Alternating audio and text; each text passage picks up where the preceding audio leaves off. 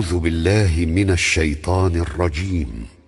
بسم الله الرحمن الرحيم.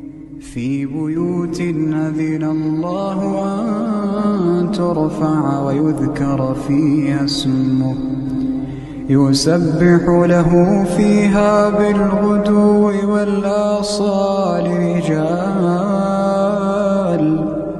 رجال لا تلهيهم تجارة ولا بيع عن ذكر الله وإقام الصلاة وإيتاء الزكاة